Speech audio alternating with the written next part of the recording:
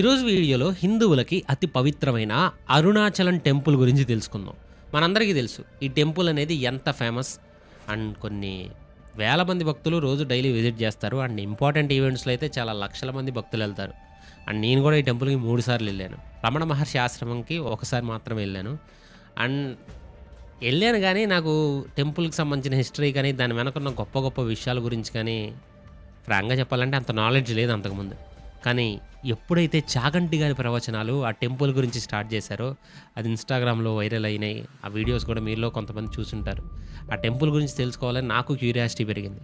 అరుణాచలం అంతకు ముందే ఫేమస్సే, ఖచ్చితంగా కాదనం, చాలా చాలా ఫేమస్సే. కానీ చాగంటి గారి ప్రవచనాలు దానికి కొంచెం బూస్టప్ ఇచ్చాయనే నా పర్సనల్ ఒపీనియన్. ఇప్పుడు భక్తుల రద్దీ మరీ విపరీతంగా పెరిగింది. అండ్ అది పక్కన పెడితే ఆ టెంపుల్ గురించి నాకు తెలుసుకోవాలని కూడా ఎక్కువ స్టడీ చేయాలని చెప్పి అనిపించింది. అందుకే ఈరోజు వీడియోలో మీతో ఆ టెంపుల్ గురించి అండ్ ఆ కొండ గురించి కొన్ని విషయాలు షేర్ చేసుకోవాలనుకుంటున్నాను. ఇక లేట్ చేయకుండా వీడియో స్టార్ట్ చేద్దాం. Hello and welcome to VR Raja. నార్మల్గా మనం చూసే ఏ కొండైనా ఒకప్పుడు 2 ల్యాండ్ సర్ఫేసెస్ ఒకదాంతో ఇంకోటి హిట్ చేసుకున్నప్పుడు హిల్స్గా ఫామ్ అయ్యాయి. బట్ ఈ అరుణాచలంలో ఉన్న మనకు ఈ కొండ మాత్రం అలా ఫామ్ అయింది కాదు, న్యాచురల్గా క్రియేట్ అయింది. కాబట్టి దీన్ని స్వయంభూ అని పిలుస్తారు. అలా ఎలా క్రియేట్ అయిందనే కదా మీ డౌట్. ఒకప్పుడు ఆ ప్లేస్ అంతా కూడా చాలా ఫైర్తో ఉండేదంట. అంటే ఒక పెద్ద కొండంతా ఫైర్తో వెలుగుతున్నట్టు కనపడేది. ఇది ఏ టైంలో ఫామ్ అయిందనేది చెప్పడం కష్టం. టైం కూడా కనిపెట్టక ముందు నుంచే ఈ హిల్ అనేది ఫామ్ అయింది. మనకున్న నాలెడ్జ్ ప్రకారం హిమాలయాసే ఓల్డెస్ట్ మౌంటైన్స్ అని నమ్ముతాం. బట్ అవి 40 నుంచి 50 మిలియన్ సంవత్సరాల బ్యాక్ ఫామ్ అయ్యాయి.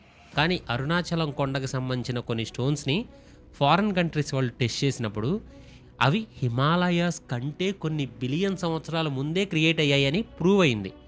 హ్యూమన్స్ బర్త్ అనేది ఈ ఎర్త్ మీద స్టార్ట్ అయ్యాక కూడా ఆ అగ్ని అలానే ఫైర్ అవుతూ ఉందంట. అండ్ అందరూ కూడా ఆ టైంలో ఈ ఫైర్ని ఫార్మ్ ఆఫ్ లార్డ్ శివ అని నమ్మేవాళ్ళు. దీని వెనక కొన్ని స్టోరీస్ కూడా ఉన్నాయి. స్కంద పురాణం ప్రకారం అయితే ఒకసారి లార్డ్ మహావిష్ణువుకి అండ్ బ్రహ్మకి ఒక ఆర్గ్యుమెంట్ వచ్చింది. వాళ్ళిద్దరూ కూడా నేనే గొప్ప కాదు నేనే గొప్ప అని చిన్న మాటల యుద్ధం అయితే స్టార్ట్ అయింది. అదే టైంలో వాళ్ళిద్దరి మధ్యలో లార్డ్ శివ ఒక అన్లిమిటెడ్ ఫైర్గా స్ట్రైట్ పొజిషన్లో అంటే పిల్లర్ స్ట్రక్చర్ టైప్లో ఫామ్ అయ్యి వాళ్ళతో ఇలా అంటాడు, మీ ఇద్దరు గొడవ పడ్డం ఆపి ముందు నా ఆది అండ్ అంతం ఫైండ్ చేయండి, ఎవరైతే అది కనిపెడతారో అప్పుడు వాళ్ళే గ్రేట్ అని నేను ఒప్పుకుంటానని చెప్పి వాళ్ళిద్దరికీ ఒక ఛాలెంజ్ చేశాడు. అప్పుడు బ్రహ్మ ఆ ఫైర్ ఎక్కడి నుంచి స్టార్ట్ అయిందో ఆ టాప్ పాయింట్ని తెలుసుకోవాలని స్టార్ట్ అవుతాడు. అండ్ గైస్, ఈ వీడియోలోకి ఇంకా ముందుకెళ్లే ముందు ఇలాంటి ఇంట్రెస్టింగ్ టాపిక్స్ డైలీ మీ వరకు రీచ్ అవ్వాలంటే మన ఛానల్ని సబ్స్క్రైబ్ చేసుకోండి. మెయిన్గా న్యూ మెంబర్స్ కనుక వాచ్ చేస్తుంటే సబ్స్క్రైబ్ చేసి బెల్ ఐకాన్ని ఆల్లో పెట్టుకోండి. లైక్ షేర్ చేయడం మాత్రం ముఖ్యం మిగులు. ఇంకా లేట్ చేయకుండా వీడియోలోకి వెళ్ళిపోదాం. సేమ్ అలానే విష్ణువు కూడా ఆ ఫైర్ ఎండ్ పాయింట్ని ఫైండ్ చేయడానికి వెళ్తారు. బట్ ఇద్దరు కూడా ఎంత దూరం వెళ్ళినా ఆ ఫైర్ అసలు ఎక్కడ స్టార్ట్ అయింది ఎక్కడ ఎండ్ అయింది అనేది మాత్రం ఫైండ్ చేయలేకపోయారు. విష్ణువుకి ఎవరు గొప్ప అనే దానికంటే ఎప్పుడు కూడా మనకంటే ఒకళ్ళు తక్కువ అనుకోకూడదని అర్థమైంది. శివుడికి నమస్కారం చేస్తారు. అప్పుడు శివుడు కూడా నిజం తెలుసుకున్నందుకు విష్ణువుని బ్లెస్ చేస్తారు. బట్ బ్రహ్మ మాత్రం నేను ఎందుకు ఓటమిని ఒప్పుకోవాలని శివుడితోనే మీ టాప్ పొజిషన్ని ఫైండ్ చేశాను కాబట్టి నేనే గొప్ప అని అబద్ధం చెప్తారు. అప్పుడు శివుడికి కోపం వచ్చి ఆయన ఒక శాపం పెడతారు. ఇక నుంచి భూమి మీద నీకంటూ టెంపుల్స్ కానీ ప్రత్యేకమైన పూజలు కానీ జరగవు, నిన్ను ఎవరూ కూడా పెద్దగా పూజించరు అని శపిస్తారు. మేబీ అందుకేనేమో లార్డ్ బ్రహ్మకి ఎక్కడ కూడా లార్డ్ మహావిష్ణు అండ్ శివునితో కంపేర్ చేసేంత టెంపుల్స్ అయితే ఉండవు, చాలా తక్కువ ఉన్నాయి, కొన్ని మాత్రమే ఉన్నాయి. బట్ ఉన్నా కానీ అక్కడికి పెద్దగా వెళ్ళడానికి జనాలు కూడా ఇంట్రెస్ట్ చూపించారు. ఇప్పుడు ఏ ప్లేస్లో అయితే శివ ఒక ఫైర్గా ఫామ్ అయ్యారో అదే ప్లేస్ని మనం ఇప్పుడు అరుణాచలం అని పిలుస్తాం. అందుకే ఆ ఫైర్ అనేది లార్డ్ శివ అని చాలామంది నమ్ముతారు. అండ్ కంటిన్యూస్గా ఫైర్ అండ్ లైట్తో వెలుగుతూ ఉంటుంది కాబట్టి తేజోలింగ అని అండ్ పంచభూతాలు ఒకటైన అగ్నితో కనబడుతున్నారు కాబట్టి అగ్నిలింగం అని కూడా పిలుస్తారు. బట్ అక్కడ ఫైర్ ఫామ్ అవ్వడానికి ఇంకొక స్టోరీ కూడా ఉంది. ఒకసారి Parvatidevi and lord Shiva mount Kailash పర్వతం మీద ఒక ప్లేస్లో కూర్చుని చాలా హ్యాపీగా కన్వర్జేషన్ చేసుకుంటారు. అదే టైంలో పార్వతీదేవి శివుని ఐస్ని ఒక ఫన్ మూమెంట్ లాగా అతని ఐస్ని క్లోజ్ చేస్తారు. అలా చేసిన వెంటనే ఈ వరల్డ్ అంతా కూడా చిమ్మ చీకటిగా మారిపోయింది. అది చూసి అమ్మవారికి తను ఎంత పెద్ద మిస్టేక్ చేశానో రియలైజ్ అవుతారు. ఎలా అయినా ఈ డార్క్నెస్ని రిమూవ్ చేయాలని అరుణాచలం ప్లేస్‌కెళ్ళి సిట్యుయేషన్ నార్మల్ అవ్వడం కోసం అక్కడ ఘోర తపస్సు చేస్తారంట. శివుడు పార్వతీదేవి తపస్సుకు మెచ్చి అక్కడ అగ్ని రూపంలో ఫామ్ అయ్యి ఈ ప్రపంచానికి మళ్ళీ వెలుగుని స్ప్రెడ్ చేశారని ఇంకో కథ. అంతేకాకుండా అమ్మవారిని తనలో కలుపుకొని అర్ధనారీశ్వరుడుగా అంటే హాఫ్ శివ, హాఫ్ పార్వతీలాగా అక్కడే అపియర్ అయ్యారు. అండ్ మీరు అరుణాచలం వెళ్తే అక్కడే ఇక్కడ అర్ధనారీశ్వరుడి స్టాట్యూ కూడా మీకు కనబడుతుంది. ఎందుకు పురాణాల్లో ఇలా డిఫరెంట్ స్టోరీస్ ఉన్నాయని మీకు అనిపించవచ్చు. ఎందుకంటే పురాణాలు అనేవి ఎవరో ఒక పర్సన్ రాసింది కాదు. ఎంతోమంది మేధావులు, మునులు వాళ్ళ ఎక్స్పీరియన్స్ చేసిన విషయాల్ని ఇలా కొన్ని గ్రంథాలు, ఏన్షియంట్ టెక్స్ట్‌లో మెన్షన్ చేశారు. బట్ ఈ స్టోరీస్‌లో ఎక్కువ పాపులర్ అయింది మాత్రమే లార్డ్ విష్ణుకి, లార్డ్ బ్రహ్మకి మధ్యలో ఈగో క్లాషెస్ వచ్చినప్పుడు సాల్వ్ చేసిన ప్రాసెస్. మీకు డౌట్ రావచ్చు, ఇప్పుడున్న ఆ హిల్ అంతా కూడా ఒకప్పుడు ఫైర్ అంటున్నావు, మరి ఇప్పుడు ఎందుకు అలా కనిపించకుండా నార్మల్‌గా కొండగానే ఉంది అని. స్టార్టింగ్‌లో అంటే కృతయుగం ఆర్ సత్యయుగంలో ఈ హిల్ అనేది ఒక పెద్ద జ్యోతిలా వెలుగుతూ ఉండేది. అందరూ కూడా అది దేవుడి రూపమని ప్రదక్షిణలు అండ్ పూజలు దాని చుట్టూ తిరుగుతూ చేసేవాళ్ళు. ఆ తర్వాత మనుషులు ఆ వెలుగు నుంచి వచ్చే వేడిని తట్టుకోలేని సిచ్యువేషన్ వచ్చినప్పుడు అంటే త్రేతాయుగంలో బంగారు పర్వతంగా మారిందంట. మళ్ళీ ద్వాపర యుగంలో ఒక రాగి పర్వతంగా చేంజ్ అయ్యిందంట. చివరికి ఇప్పుడు మనం ఉంటున్న కలియుగంలో ఒక శిల రూపంగా మారి మనకి నార్మల్ హిల్ లాగా కనిపిస్తుందంట. కానీ నిజానికి అది అగ్ని స్వరూపం. ఈ స్టోరీ అంతా ఓకే. మరి అక్కడ అసలు టెంపుల్ ఎలా కట్టారు? ఈరోజు ఆ టెంపుల్ అంత పాపులర్ అవ్వడానికి రీజన్స్ ఏంటో కూడా చెప్పొచ్చు కదా అంటే అక్కడికే వస్తున్నా. చాలా సంవత్సరాల క్రితం అంటే అరౌండ్ 9th సెంచరీ టైంలో సౌత్ ఇండియాని రూల్ చేస్తున్న పవర్ఫుల్ చోళా కింగ్స్ ఈ టెంపుల్ని ఆ కొండ దగ్గరే బిల్డ్ చేశారు. ఆ తర్వాత ఓవర్ ద టైం వచ్చిన అదర్ కింగ్స్ అండ్ రూలర్స్ ఈ టెంపుల్ని ఇంకా ఎక్కువగా డెవలప్ చేశారు. అంటే ఉన్న ఏరియాస్ కంటే కూడా ఇంకా ఎక్స్పాండ్ చేయడం, గోపురమ్స్, హాల్స్ అండ్ ట్యాంక్స్ని చాలా బ్యూటిఫుల్గా కన్స్ట్రక్ట్ చేశారు.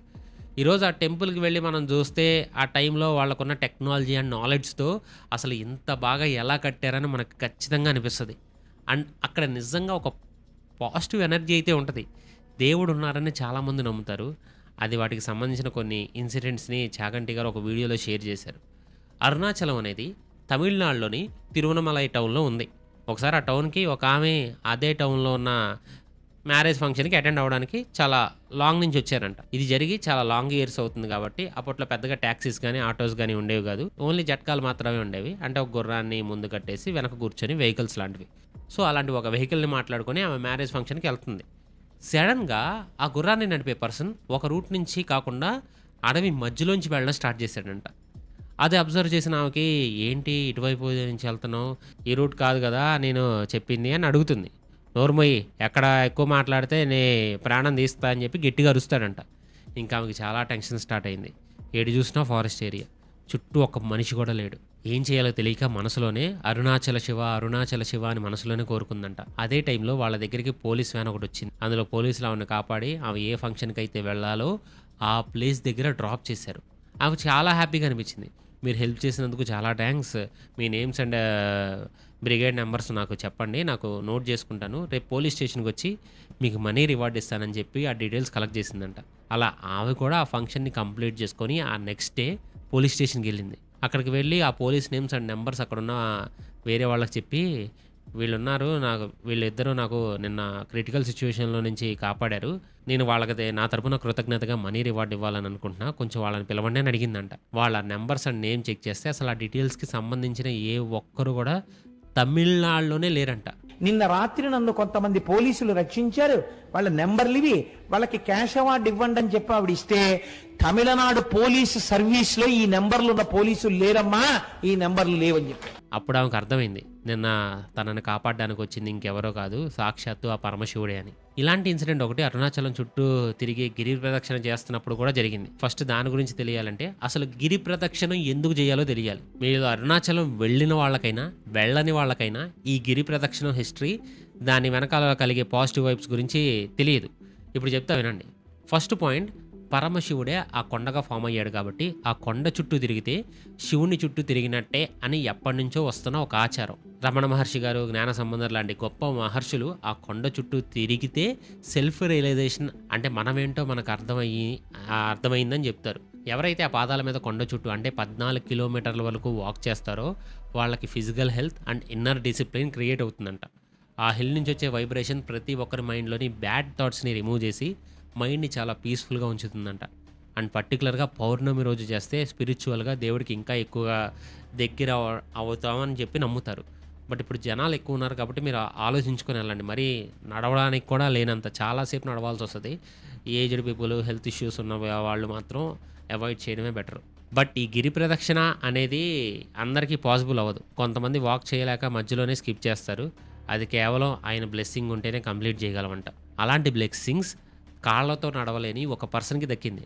నార్మల్గా కొండ చుట్టూ నడవాలంటే 14 కిలోమీటర్స్ 3 to 4 hours టైం పట్టుద్ది జనాలు లేకపోతే. బట్ ఆ పర్సన్ రిస్క్ అని థింక్ చేయకుండా శివుణ్ణి తలుచుకుంటూ నేలపైన దేక్కుంటూ ప్రదక్షిణం చేయడానికి స్టార్ట్ అయ్యాడు. అలా వెళ్తుండగా తన అవిటి కాళ్ళు క్యూర్ అయ్యి నడవడం స్టార్ట్ చేశాడు. ఆయన అరుణగిరికి ప్రదక్షిణం చేద్దామని కేవలం పిరుదుల మీద డేకుతూ వెడుతున్నాడు.